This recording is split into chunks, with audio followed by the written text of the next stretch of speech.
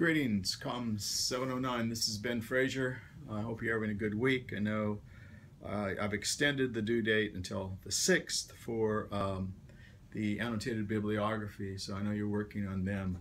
I just wanted to interrupt your week and reflect on Flannery O'Connor and the stories that I ask you to read and the Mystery Man of the books that a book that I ask you to look at.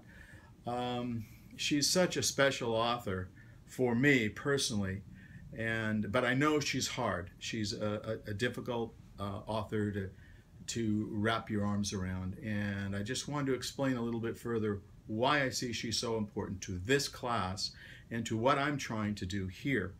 As many of you pointed out in your reviews, she uses an indirect approach, and that's true. I could have used others. I think C.S. Lewis often uses indirect approach in works like Till We Have Faces, even in the Chronicles of Narnia, or The Great Divorce, particularly there, or Screwtape Letters. In those different fiction works, particularly, he uses the indirect approach, and he's a little easier in some ways to read. But I keep coming back to Flannery O'Connor because of how she provokes us to think and what she's trying to do.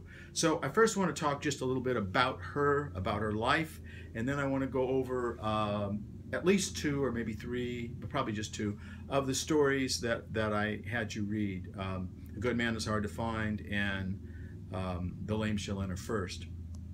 First, about her life. She died at 39, same age as Bonhoeffer. She lived most of her life in Georgia, although she went to her dad died when she was 15 of lupus, a disease that about 10 years later she also had. And so she spent the last 14 years of her life with lupus, the last 9 years of her life on crutches. She had gone off to Iowa Writers' School. She spent 3 years there after she went to a girls' school in Georgia. And then she went to upstate New York and worked at a writers' conference area where they bring writers together in a kind of a community of writers. And they are able to work on projects they have together. She was there for a while. She got sick. She also met the Fitzgeralds, I think while she was in school, but maybe there, who became very good friends of hers. And then, but anyway, then she had to go back and live in Georgia. I think she ended up in Macon, Georgia, a firm, strong Catholic living in the South, which there are not a lot of Catholics living in the South, at least at that time. So, born in 1925, I think she died in 1964 at 39. And so she always had this a sickness hanging over her, and because of that, she was only able to write in the mornings. She had to limit, she was never really able to have a regular job. She had to limit her activities. And the other thing you need to know, she loved birds. Many of you pointed out in your reviews that the first article on peacocks, which was her favorite bird, and she did raise them, that article kind of was different than the rest. And I agree, that article is not, it just seems out of place there. The other articles are, I just think, amazing and really give us insight, because she's one of those writers that not only does she write well, in my opinion, but she reflects well as a Christian writer on what she, as a writer who happens to be Christian, on what she's doing and her intention and her intentions in her writing. She said every one of her stories, she has 31 short stories, 2 novels, and every one of her stories, she says, is the offer of grace. Now, if you're not careful, you'll miss it. And so I want to point them out to you in these 2 stories, and then also show you what else is going on in those stories that make them so powerful. But perhaps for one moment, if I could say, why are these powerful? First, she's not writing to the Christian. She is writing to the non-Christian. And to the non-Christian, she says, I have to come in a different way. I have to take a different approach. I have to be very good at my craft, and I have to write a very good story. And we're going to see, and when we unpack just a little bit, the story of A Good Man is Hard to Find, how she puts the whole message of the gospel into the mouth of the serial killer, which is totally amazing. Let's talk about her stories. Wait, one thing before we do. And that is, one of the things that she resisted the most was sentimentality. Now, sentimentality has the same problem that pornography has. Both of them truncate reality for a quick, easy emotion. And what happens is that when, let's say in sentimentality, when you have a relationship, it's hard work. There are good parts about it, but there's just hard work about it. And what sentimentality does is it kind of gets rid of that. And so much of Christian writing tends to be too easy, too sentimental, and they all lived happily ever after kind of thing. And what happens in that kind of context is those that aren't Christians say, that's not the way life is for me. That's not the way it is for my friends. In fact, that's not even the way it is for the Christians I know, because the Christians I know are struggling too. Their kids get in trouble. Some of them get sick. Some of them die. Some of them lose their jobs. All of these kinds of things still are part of the Christian life. Flannery O'Connor understood that her life was going to be cut very short, even though she was a Christian. Jesus in the Garden of Gethsemane, before he went to the cross, he said, "Not my will." That means he had a will. He did not want that to happen that way, but yet he submitted to the Father and went to the cross. The person that was crucified, one of the men who was crucified on the cross with him, who understood who Jesus was, and at the last moment of his life accepted Christ, he didn't come down off that cross. He got his legs broken and he died on that cross. And so the point that everything is going to be wonderful and everything is going to be good, you're not going to find that in her stories. Her stories have that smack of reality about them. They're hard stories. They're tough stories. But they're also stories that provoke people to think thoughts. One of the issues of, I think, our culture is that we have ways of avoiding understanding ourselves and a way of avoiding and understanding the real purposes and meaning of life. We use alcohol, we use drugs, we use work, we use all these kind of things to distract us, or what Neil Postman calls amusing ourselves to death, or distracting ourselves from really asking the important questions of life.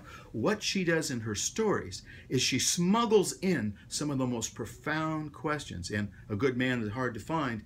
There are several of those questions in there.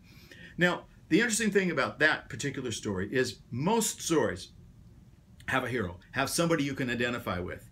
And in that story, there's really two main people. The grandmother, who is a selfish, determined, really somebody that most of us know, but really an ugly person. She bosses her son around.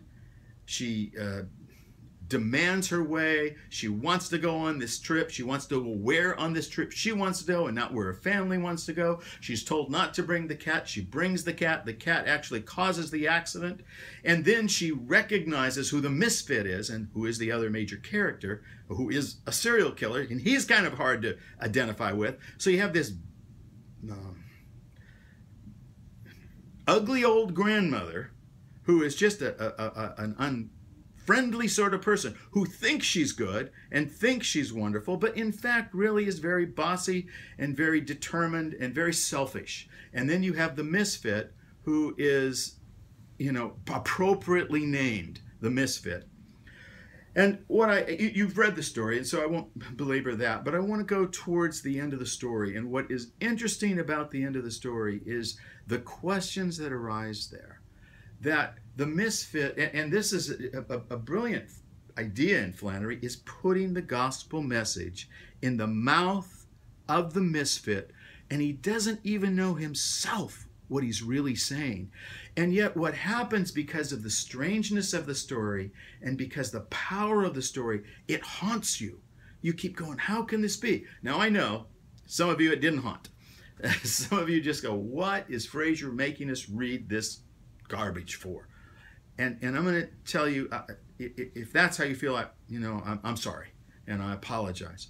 But for me, it is a powerful and wonderful story. It raises the questions that we really need to hear. Who is God? Who is Jesus? Did he throw everything off balance? How does the pain in my life, as the misfit said, how can I reconcile that with the good that I do or try to do? And are those things justified?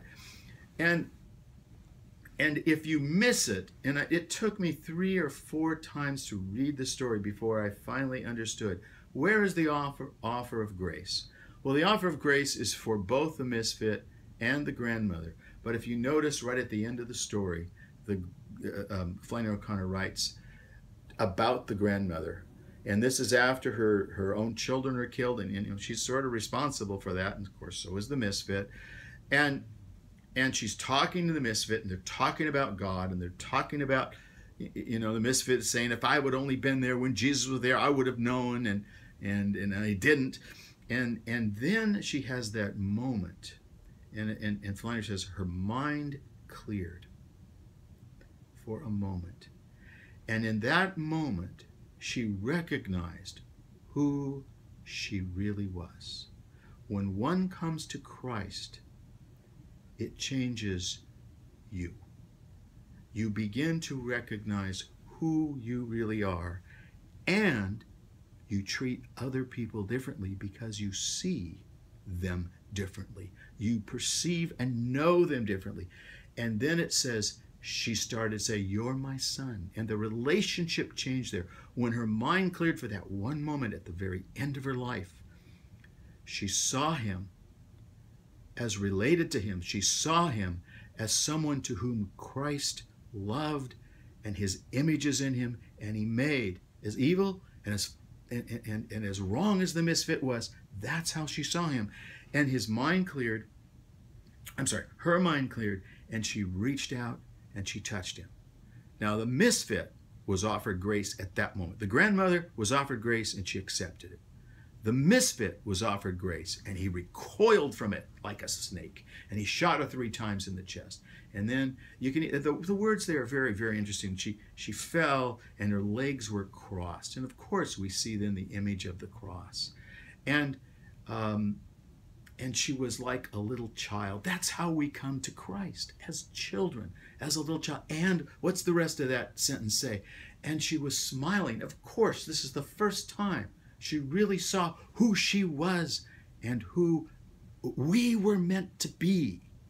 So it's a very powerful story, and it's full of the kinds of questions that you and I, as people of faith, need to awaken a world that is in the slumber, that is the narcotic of media and drugs and self-help and all these other things running to and fro of our busyness. And we need to help them to stop, to begin to contemplate these kinds of questions. Okay, enough of that book. I want to go on to perhaps my favorite story. Parker's Back is pretty good too, and I do really like that, and I'm actually going to be writing on that. But I love The Lame Shall Enter First. The Lame Shall Enter First, and I'll try to be brief, really can be read on 4 levels. First, it's just a great story about Shepherd. By the way, the names that Flannery O'Connor uses sometimes are very revealing. Not always, but sometimes very revealing. And so here we have Shepherd, who reminds you of Jesus the Great Shepherd or something like that. And he was anything but a shepherd, but he tried to be. He was trying to be. And then Norton, his son, his 8 or 10-year-old son, and then we had Rufus, who is this juvenile delinquent. And those are the 3 major characters of the story. And you can read it as a very interesting story of the son and the shepherd trying to make sense out of their life after the death of Norton's mother and Shepherd's wife, and how they're trying to live together, how he as a single parent is trying to exist, and then how he just empties himself into other people and other things, into the volunteering to do counseling, and that's how he meets Rupert. And Rupert is this broken person. His parents apparently I can't remember what it was, died or they were out of the picture. He's raised by a kind of a grandfather who had exaggerated religious beliefs.